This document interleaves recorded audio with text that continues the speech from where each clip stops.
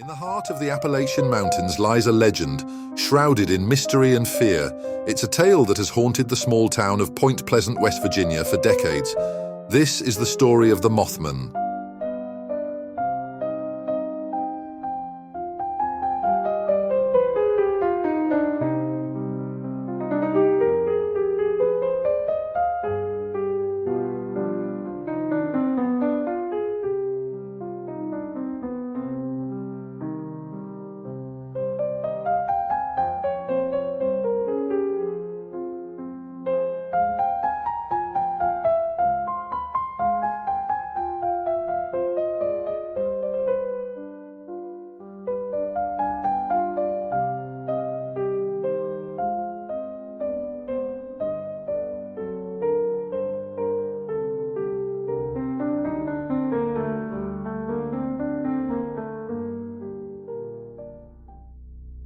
The Mothman, a creature described as a humanoid figure with massive wings and glowing red eyes, has become an iconic figure in American folklore. But where did this enigmatic being come from?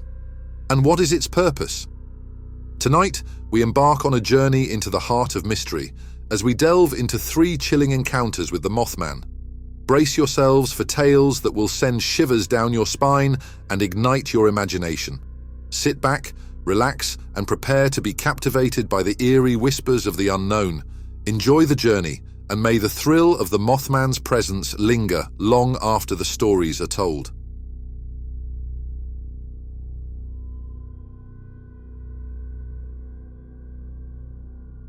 The most famous sighting of the Mothman occurred on the chilly evening of November 15, 1966, near the outskirts of Point Pleasant, West Virginia. 2 young couples, Roger and Linda Scarberry, along with Steve and Mary Mallet, were driving past the TNT area, a former World War II munitions plant, when they encountered a creature that would forever etch itself into American folklore. As the couples rounded a bend in the road, they were startled by a large figure looming over the abandoned industrial buildings.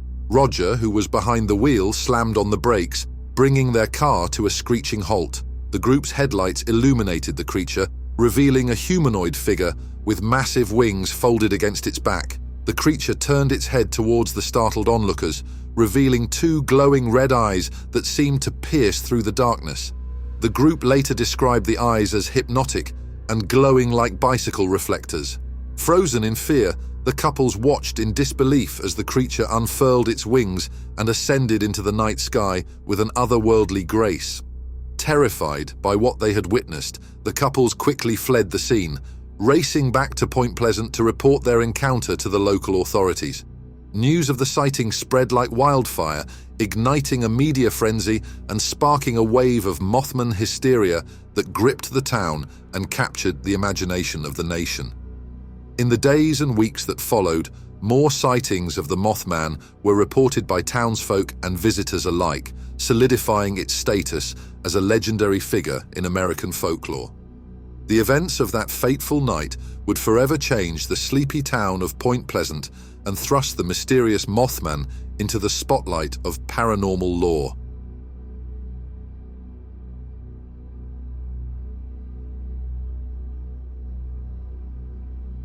I have always been a skeptic of things to do with the paranormal, so when I heard of the so-called Mothman sightings, I simply thought it was all just a hoax. Besides, I wasn't scared of pretty much anything because my dad was a U.S. Marine, and I always carried a firearm on me for self-defense. Anyway, about 2 weeks after the first sighting, I was driving home late from work through the TNT area. It was about 11:40 p.m. at this point, and it was pitch black for the most part, so I was having trouble seeing through the darkness with my dim headlights. As I got about 1.5 miles into the TNT area, I suddenly saw a large black mass in front of me, and I had to slam on my brakes in order to avoid hitting the damn thing. Once I stopped my car a few feet away from the creature, I finally got a closer look. The creature stood completely still in the middle of the road and looked like an oversized stuffed animal with jet black fur, like a giant fluffy mound. What the hell is this? I thought to myself as I reached for my bag. I wanted to get my handgun because I didn't know if this was a bear or something else. However, as soon as my finger touched the buckle, I heard an audible whoosh sound. I looked up to see the animal had unfolded two massive wings, revealing a bird-like body with no head or neck. I was astonished as it stared at me with blood-red eyes which glowed like that of bicycle reflectors. I just sat there, frozen in horror, as the animal let out a screech that sounded like it came straight from hell. After coming back to my senses, I decided that I was getting the hell away from this thing. Now! I slammed my car into reverse and floored it. As I drove away, I watched as the monster flapped its wings, and with one swift motion, it took off straight up into the night and vanished. We moved to North Carolina about 6 months later, and I haven't returned to the area since. Flash forward to now, and I'm still in shock.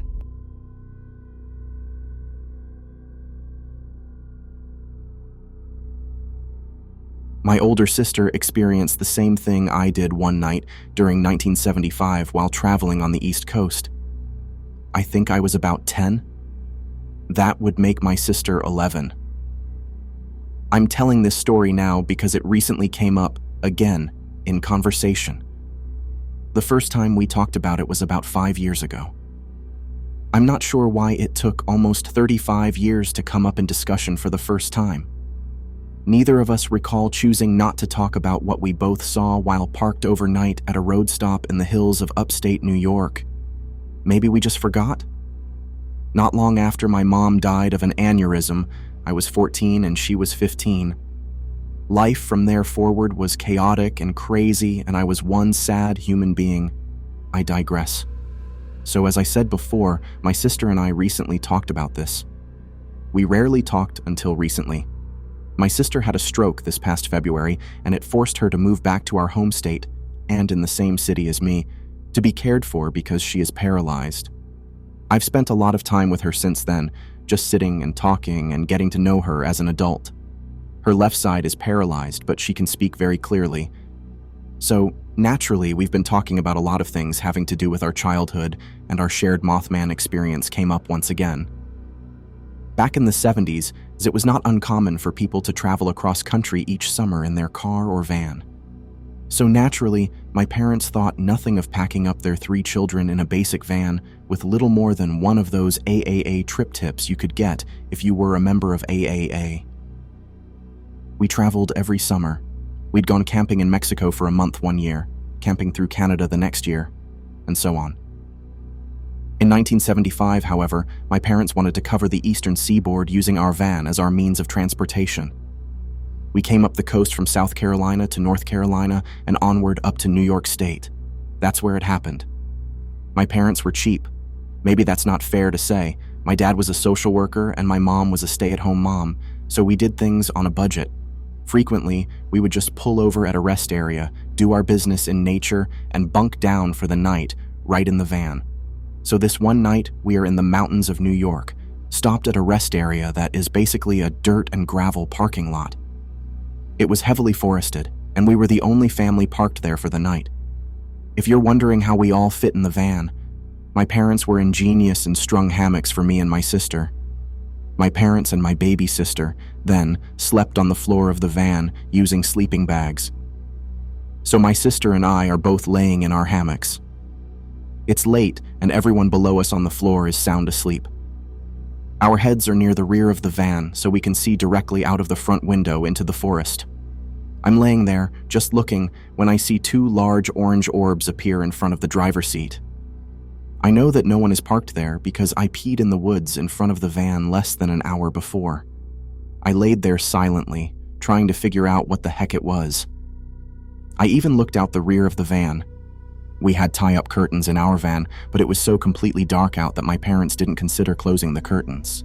Now, at this point, I'm not sure if my older sister is sleeping in the hammock next to me. I'm just looking at these orbs, and frankly, I'm too terrified to make a sound. I start to make out the outline of a massive head.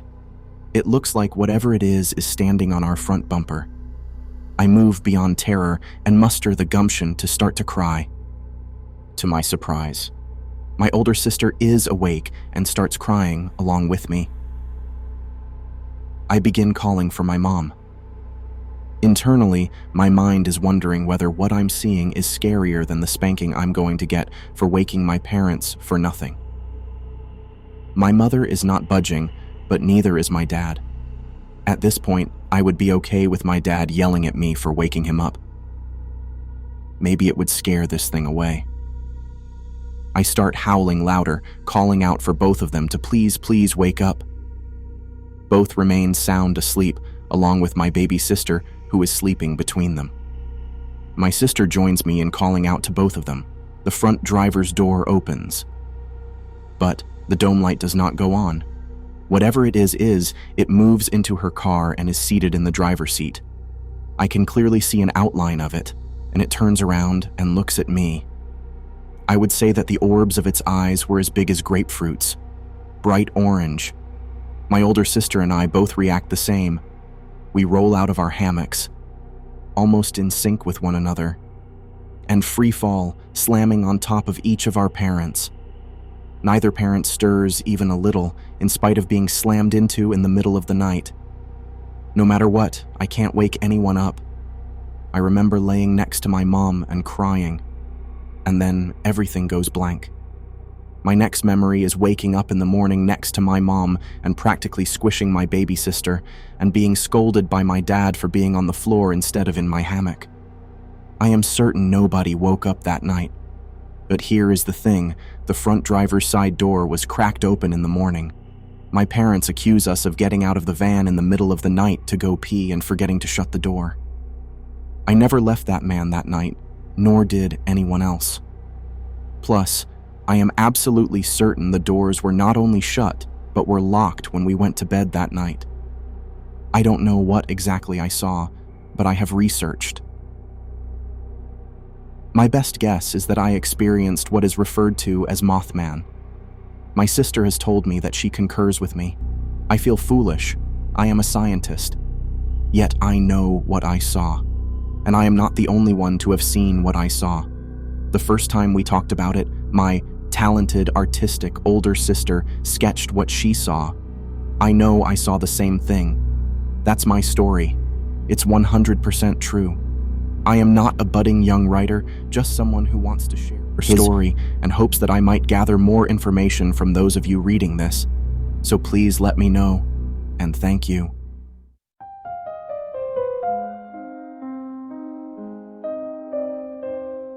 From its mysterious origins to its chilling encounters, the story of the Mothman remains one of the most enduring mysteries of our time. Whether a creature of folklore or a flesh and blood being, the Mothman's legacy lives on, haunting the dark corners of our imagination. For those who dare to venture into the unknown, the legend of the Mothman will continue to beckon. Thanks for watching, and remember, like and subscribe to support my content. As always, stay safe.